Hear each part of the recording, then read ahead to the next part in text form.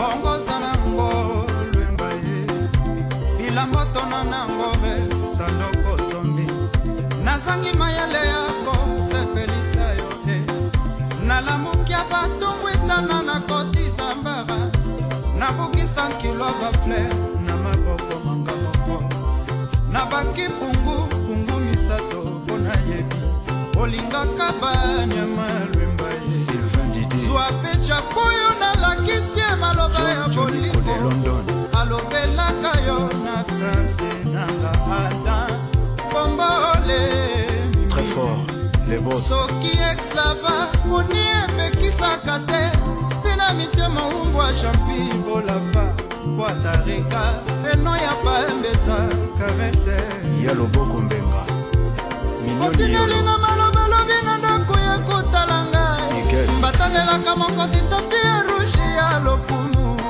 natandeli yo simisi mpe patalo na nga lwemba utana balabala ntina ndako na ngai putambolela edoye maître Israël Matone yogaleki nde nazopasola yoza vraimen na linia ya babibo shwayo vivant jipe mindia Jilibolia atobombi elongi lokolo noa pamba eza na vale ya parke ya virunga mbongola vinanga na sekonde moko.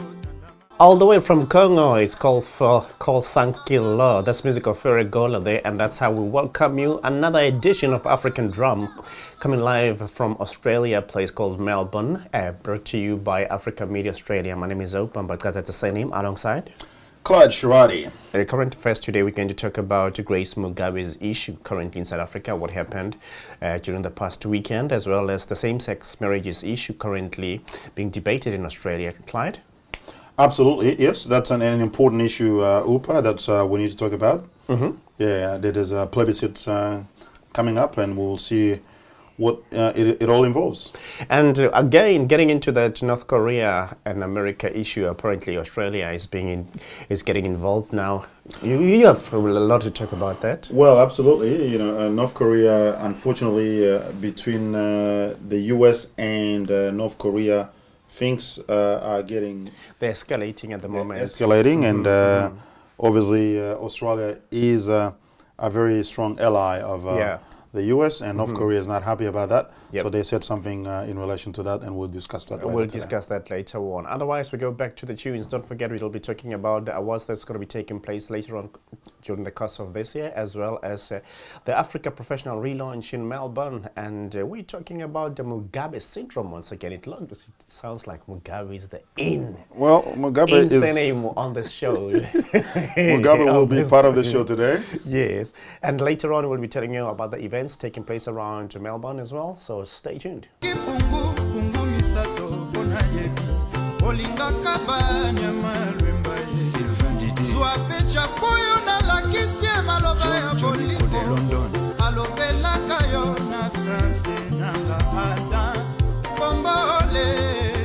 fort les boss soki exlava oni emekisaka te pina mitie maungwa champi bolava kwatareka eno ya paembesa karese ya loboko mbenga otinelinga malobalobi na ndako ya kotala ngai batandelaka mokonzi topi ya rouge ya lokunu natandeli yo simisi mpe patalo na nga lwemba utana balabala.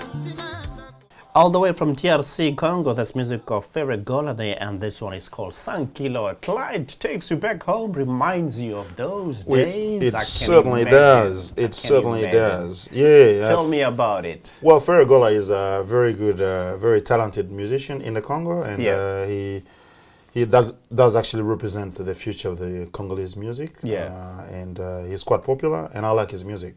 In South Africa, we've got the genres, like we have your gom, you have your kwaito, and etc. What kind of genres do you guys have in Congo? Well, in Congo, it's mostly, basically, there's what they call the rumba in Congo, but I think, it's sort of from a Latin America inspiration. Yeah. And there's soukous, which is very... Soukous. Yeah. Soukous. That's more sort of dance type of music. Okay. And what else? There's... it's mostly these two that dominate in the Congo. And how would you you categorize this is more rumba.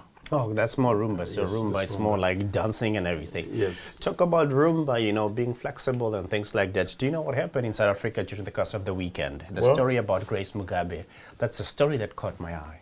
Oh, well, tell us about that. Well, I'll tell you what, Grace Mugabe currently is in Zimbabwe, but then apparently she was in South Africa for some medical attention, according to the ZANU-PF spokesperson, that is Kennedy Mandaza. And he had to go and visit his sons in one of the hotels in Sandton, that's in South Africa, and unfortunately, well, it is alleged that she found the ladies there and the sons having a good time. Exactly what happened, we don't know. But the fact of the matter that she assaulted two ladies, and one lady by the name of Gabriela Engels, now they say apparently she's a model by profession, was injured during the altercation, and she opened a case against her of assault. You know what really caught my attention most is about Grace as a mother. As a mother. Let's suppose me and you that she found the girls and the boys doing some unsavory, some naughty stuff. Yeah, some naughty stuff, if you may put it that way. I think the first thing that you would do as a mother is to take these little girls and put them aside, sit them aside, sit with them and try to counsel them, try to talk to them and show them, you girls, you're still young, beautiful and everything, you're doing all these things, but then how about 1, 2, 3? Instead of beating them up. Well, I certainly agree with what you're saying. I don't know how she would... decide to give him some sort of physical correction. What does that say about Grace Mugabe? Because apparently it's not the first time she did the same thing. Yeah, I heard something like that. Yeah, she did the same thing apparently in Hong Kong and Singapore. Oh. Yeah, but in South Africa it was currently it's a big thing, because of she managed to leave the country, and apparently she was given a diplomatic immunity. However, according to some experts, she wasn't supposed to be given diplomatic immunity because of when she came into the country, she came in as a citizen, as a private citizen, because of the medical reasons that were claimed. I don't know if you know anything about that. The difference between coming in as a private citizen vis-a-vis that's right. as a diplomat. Most likely, she used her regular passport rather than a diplomatic passport. That's basically what I think happened as well. That's right. And when you do that, when you use your regular passport, and then you do not have a diplomatic immunity. Yeah. And if you are involved in any incident, you run the risk of obviously having to answer, to your actions, potentially go to court. But obviously, I've got very little details about exactly what happened. But certainly, if she didn't use a diplomatic passport to enter the country, then she should normally either go to the police station to... well, unfortunately, she never did that. She reappeared on Wednesday after President Mugabe landed in South Africa. Wow. And all of a sudden, the bit of sketchy issues there. We can't confirm a lot of things, but then eventually she was given diplomatic immunity. Well, now she's gone. She's gone back out home. of. She's gone back home with her husband. With the husband, are citing reasons of attending a funeral of one of their comrades who passed on, something like that. You know what would have happened if listening. If for any reason Grace Mugabe was arrested, I'm sure Mugabe would have reciprocated. And how is that? How so? How so, if I may ask? Well, I don't know. I wouldn't imagine Mugabe in Zimbabwe sitting there and learning, being told that Grace was jailed in South Africa. To say, okay, let's do something against this. Because I know Mugabe is not always a fan of Zuma. We will see how these things will unfold. Yeah, well, that's a story that we're going to follow through, and we'll find out what's happening, and we'll keep you updated as to what's taking place. Absolutely. Back to the music. We call it tunes. That's music of Ferregola, and this one is called Sangilo. Maître Israël Matone, yoga leki ninazo pasura. Yoza vraiment na linia ya ba bibo shoyo vivant jibe mindia Jilibolia, atobombie longi lokolo noa pamba esana vale ya parke ya virunga. mbongola vinangana sekonde moko tanda maboko gigi makumbi Fredo Mopatibe, Papi Sakamoto, Kimontana, Segondo, Kirugoda, oh Willy Tembela Makenza,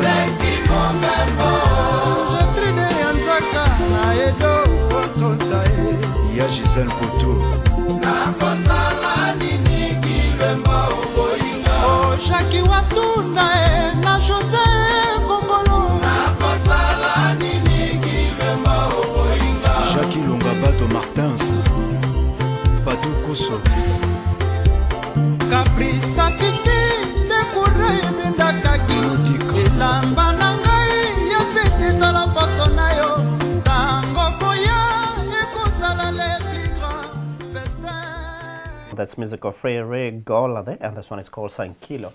Well, from talking about Grace Mugabe in Africa, we're coming back to Australia, and we're talking about one of the topics that is currently hot on the agenda, and it's the same-sex marriage.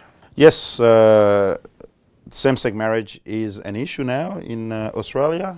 Essentially, to give a bit of a background, the country is divided right now when it comes to this issue. Yep. On the one hand, you have the LGBTI or LGBTI. LGBTI. Sometimes I find it hard to pronounce because there's just so many of these. Yeah. Anyway, the LGBTI people and their supporters are wanting to have the same right as the non-LGBTI when it comes to marriage. So they're seeking to have the Marriage Act, be revised, and so that they'll be given the right to marry. On the other hand, you have those who oppose the change of the definition of marriage because they believe that marriage is between man and woman, and not man and man or woman and woman. So you have two camps. Politicians are divided, so is the rest of the country. In order to address this, the government has decided, after trying to pass legislation for the Senate and failed to get the majority, they decided to organize a plebiscite, and Australians will be receiving mail where they will have to vote. Some sort of a referendum, right? It's sort of. It's not a proper referendum in a sense that it doesn't have any. The government is not obligated to implement the result of this plebiscite, but the government wants at least to know what the population is thinking. But it is sort of an informal referendum, and people will have to vote on the issue whether they agree to the change of the Marriage Act or not. And that is what is happening. I think the enrollment is closing by the 24th, and people have to make sure they are enrolled if they are not already enrolled on the electoral roll, and then they'll be able to vote yes or no. In the African communities, that's something that we need to talk about. I was about to ask you that. In the African communities, what's your take on that? Well, my take is that, I mean, I have been in the community advocacy circles for quite a long period of time. I've been in Australia for 18 years, and I've been involved in community stuff for really, really long time. And I know that most Africans come from either, I mean, they're from a conservative background, usually because of the religious beliefs. You have a lot of Africans who are either Christians or Muslim.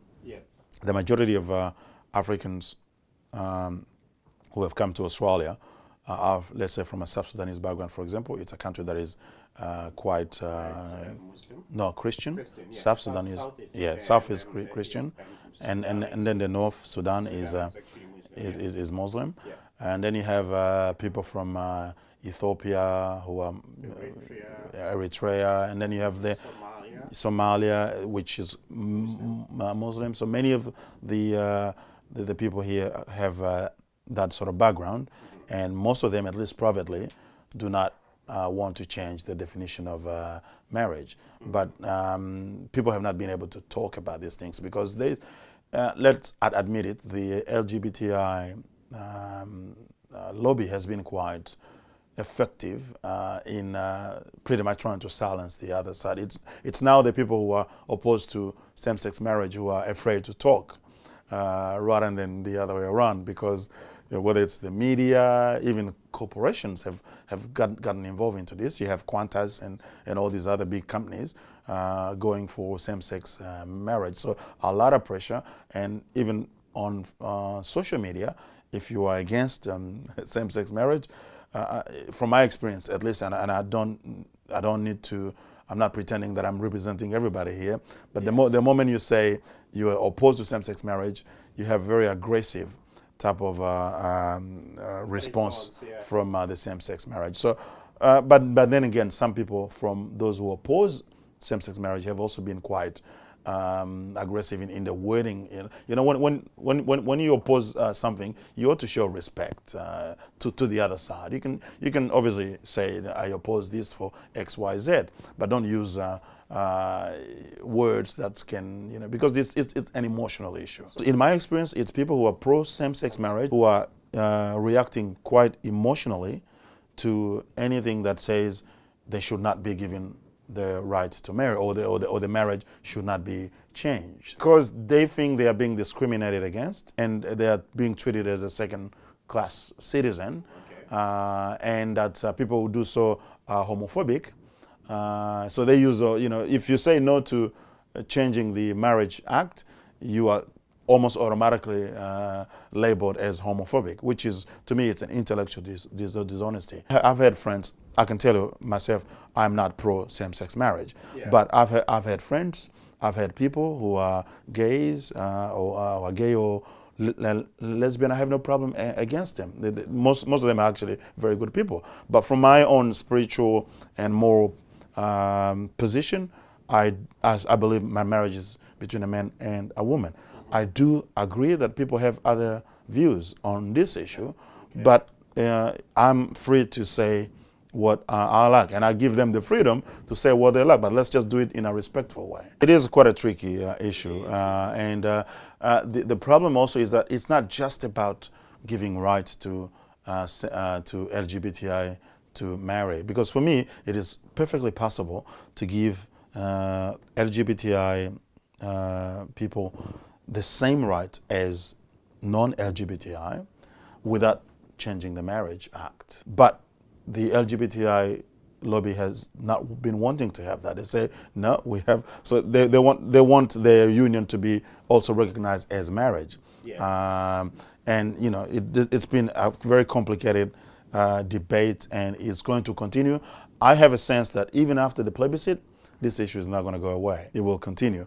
But I have no doubt, I think at some point, if not very soon, Australia will indeed change the Marriage Act, because the power of the LGBTI lobby is very strong. Well, if you ask me, I'll say that I'm looking forward to that day. I believe that we should have, we should have an, equal society. That's my take. But then, as I say, it's much more better if you can have people coming in and telling, the people who are actually living that life, people who actually know what they're talking about, to come into the studio and talk to us about that. And we hope to, to get in touch with, they'll get in touch with us. And the email, of course, it's info@africamediaaustralia.com. The good thing about it is that at least we have a platform where we can talk about it and let people to come in as well and, educate us about certain things, so that we can be able to understand each other much more better.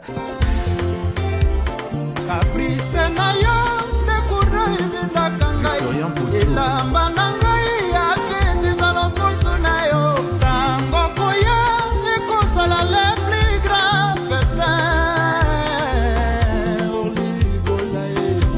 m'étonne. Sans toi, ma vie n'a pas de sens. And this time, we're talking about Australia again. You telling me about what happened during the course of the week. The last time I heard is that North Korea was threatening America. So now you telling me that Australia is part of it. Yeah, this morning, when I was watching breakfast TV, yes, I saw something along the line of North Korea now threatening Australia, because obviously Australia has been siding with the US. And in fact, we have to say Australia started the whole thing in saying that if there's a conflict between America. That I remember being said by one of the Prime Minister saying that if anything happens, then they are going to get on the bandwagon. Absolutely. Now North Korea is responding, and it's essentially telling Australia that, well, it's kind of within its range for a missile strike. For those tests. They call them tests, right? Tests. Well, I'm sure when the war started, it won't be a test anymore. But yeah, so they're putting a little bit of pressure there. We'll see how it unveils. But the big question is Australia capable of defending itself if a war breaks? Or is America necessarily going to let's say North Korea hits Australia first and it doesn't hit the US? Will the US then be involved in the war, or they will say, well, although Australia is an ally, but we haven't been hit directly? When it comes to those kind of issues, particularly that involves the US currently, I'm one person who will always say to you that, my friend, when it comes to Trump, I don't know what's in there. The problem is we have two crazy presidents. Exactly my point. Exactly my point. I don't know. There's definitely reasons to worry when, the kids with big toys. Yeah. Kids with big toys. Music continues to be the best in town. And this time we're going back to Nigeria. And that's music of Davido. And this one is called Skelewu.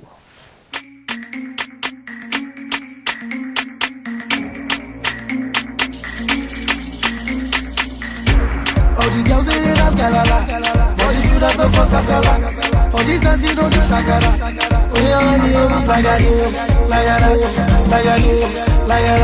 the hand, to the front, to the back.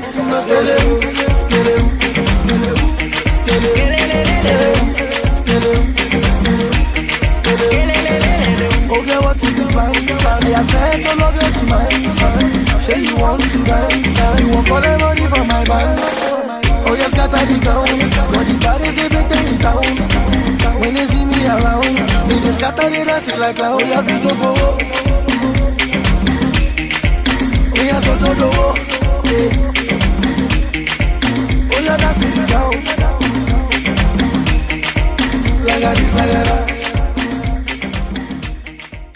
Back again, that's music of Davido, and this one is called Skelewu, all the way from Nigeria. The good thing about it, Clyde, is that we're playing the African music. Yeah, absolutely.